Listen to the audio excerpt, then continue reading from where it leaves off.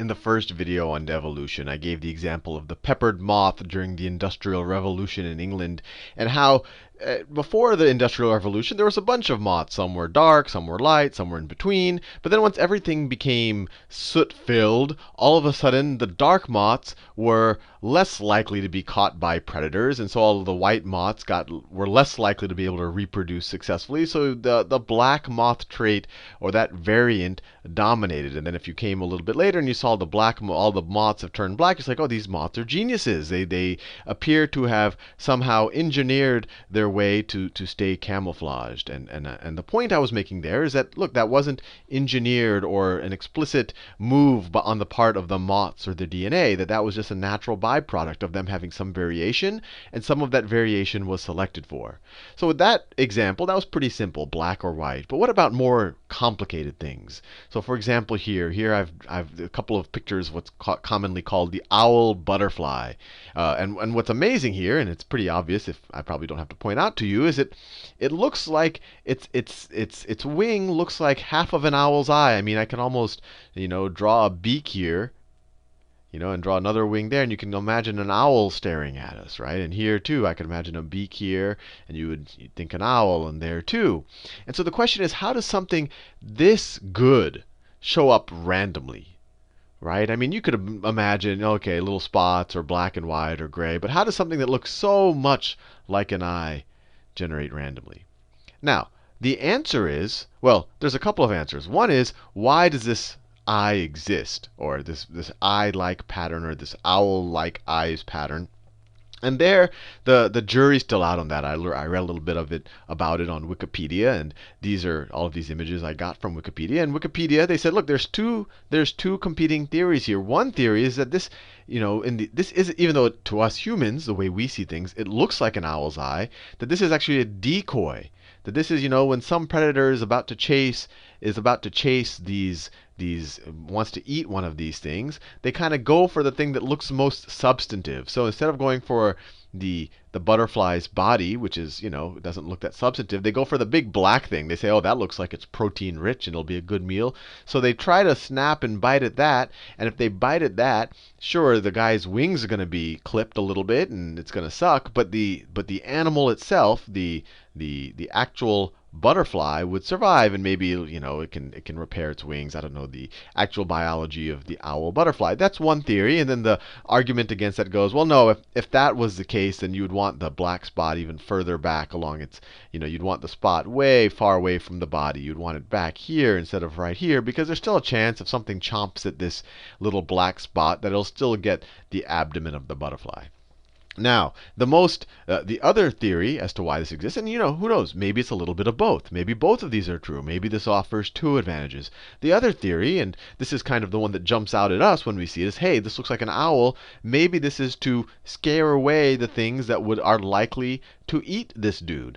So maybe if, and it does turns out in my reading that they are lizards that like to eat these type of butterflies. And those lizards probably don't like to be around birds or owls because those owls eat them. So that might be deterrent. And then the other example they said is, look, they tend to be eaten by this lizard right here. This is what Wikipedia told me. And that this lizard tends to be eaten by this frog right there, and that the eyes of this butterfly are not too dissimilar to the eyes of this frog. And we can debate whether or not that's the case. And if this was the predator we're trying to mimic, you could make an argument that maybe we would have had more green on our wing. But that's not the point of this video. But it's a fun discussion to have as to what is useful about this eye. But let's have the question, how did that eye come about? And when I say that eye, I mean the pattern on that wing. What set of events allowed this to happen? Because when I described evolution, and we know that everything in our biological kingdom is just a set of proteins, and then stuff that maybe the protein but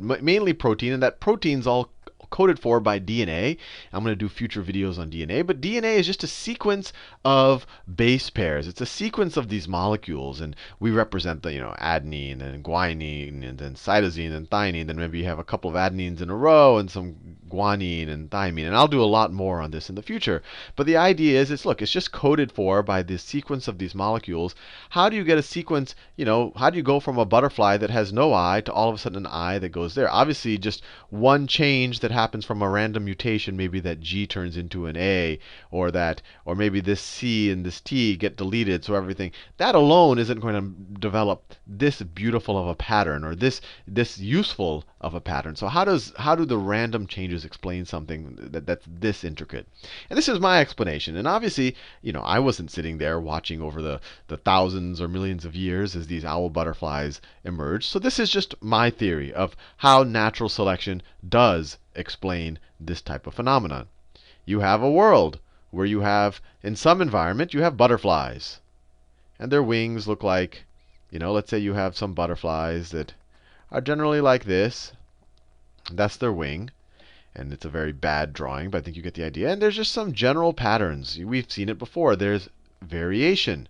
And the variation does show up from these little random changes in DNA. And I think we can all believe that most of these changes are kind of benign. Maybe they just set up differently where a little pattern will show up, or a little speck of pigment will show up with a slightly different color. And we even see amongst these owl butterflies, there is variation. This dude's wing is different than that guy's wing, with the commonality that they do have these eye-looking shapes. And there's not just one. There's actually multiple. This guy has this other thing up here that looks interesting. I mean, they have multiple things, but the one really noticeable feature is this eye-looking thing. So how do we go from this to an eye-looking thing? So the idea is you have some variation. One guy might look like that. Another guy or gal might, just randomly, their dot might be something like that. Another gal or guy, these wings are really badly drawn, but you get the idea. This is the butterfly, it's its antenna right there. That's its body. Another person's patterns or butterfly's patterns might look like this, right? And so they're just random. But when they go into a certain environment, for whatever reason, maybe one of its predators, maybe that theory that these are supposed to look like eyes is true. And so actually maybe this guy just has a random pattern here. So maybe for this, and so this guy, and I'm not saying that one it's like definitely better. They're both going to be found and killed by predators, but it's all probabilistic, right? Maybe this guy has a 1% less chance of getting a predator, because when your predator just looks at him out of the corner of that eye, that little really hazy region kind of looks like an eye, and the predator would be better off just not messing with it, and they'd rather go after the dude that looks like this. So it's just a slight probability. Now you might say, okay, what's 1% going to do? But when you compound that 1% over thousands and thousands of generations, all of a sudden, this trait might dominate. And because he's just going to be killed that less frequently, 1% less frequently. Now, maybe this guy has a similar trait, but his spot is closer to the abdomen. And here it's a trade-off, because maybe some predators get scared away by this concentration of pigment. And once again, I'm not saying that we're here yet. We're not at this kind of very advanced, sophisticated pattern yet. We're at this random concentration of pigment that just shows up. So we see that people who have this concentration of pigment further away from their abdomen, they do well. But when it's too close, maybe some predators think that that's actually an insect and they want to eat it. So that's actually a bad trait. So what happens is this guy dominates. And so within this population, you start having a lot of variation, because he starts representing he's more likely to pass on these traits. And I want to make that point very clear. This isn't what happens over the course of an animal's lifetime. It's not like if somehow I experience something, or at least our current theory, if I experience something, that I can somehow pass on that knowledge to my child.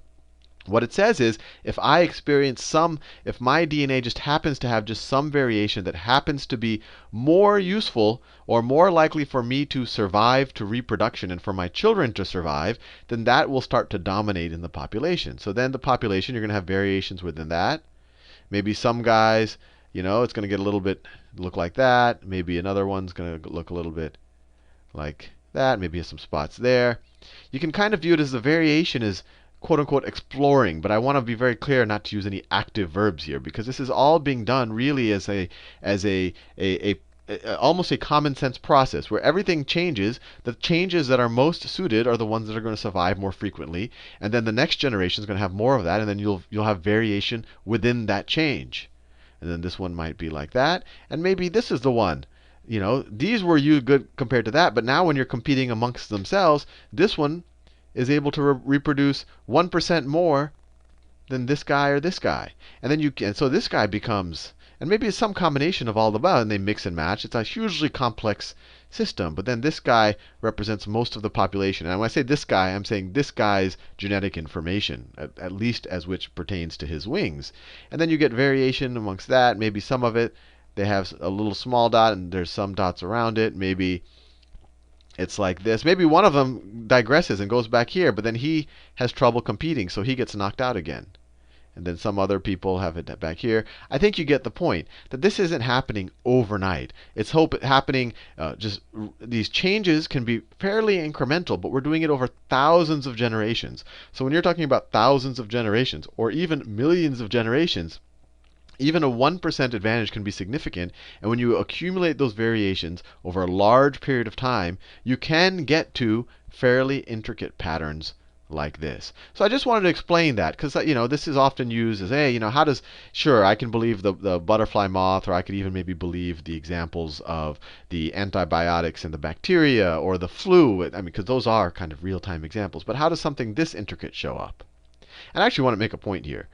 We think this is more intricate because we can relate to it in our everyday lives. But if you actually look at a structure of a bacteria and how it operates, or what a virus does to infiltrate an immune system or a cell, that's actually on a lot more levels, a lot more intricate than a design. In fact, the whole reason why I'm using this as an example is because this is a fairly simple example, as opposed to kind of explaining the metabolism of a certain type of bacteria and how that might change and how it might become immune to penicillin or whatever else.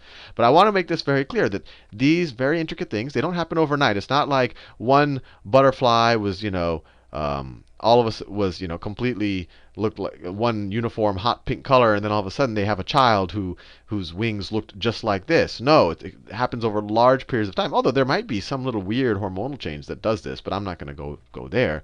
But that is possible. But I just wanted to make this point because I think the more examples we see, the more it'll kind of hit home that this is a passive process. We're not talking about these things happening overnight, and it's actually really interesting to kind of look at our world around us and look at ecosystems as they are today and try to think really hard about how something came to be, what it's useful for, why it might have been selected for. For example, I'll leave, are traits that occur after reproduction selected for? Well, probably not, unless they affect the reproduction of the next cycle. For example, you might say, oh, well, the trait to be nurturing after your reproductive years, that's after reproductive years. No, but it helps your offspring reproduce. But, we already see a lot of diseases, especially once we get beyond our reproductive and our child rearing years. So once we get into our 50s and 60s, the incidences of diseases it increases exponentially from when we were younger. And that's because they're no longer being selected for, because it no longer affects our ability to reproduce, because we've already reproduced, we've already raised our children so that they could reproduce. So anything that happens at that point is now not being selected for. So anyway, hopefully this video gave you a little bit more nuance on evolution. And I want to do a couple of videos like this because I really want to make it clear that it's not making some wild claim that all of a sudden this appears spontaneously, that it really is a thing that happens over millennia and eons and very gradually.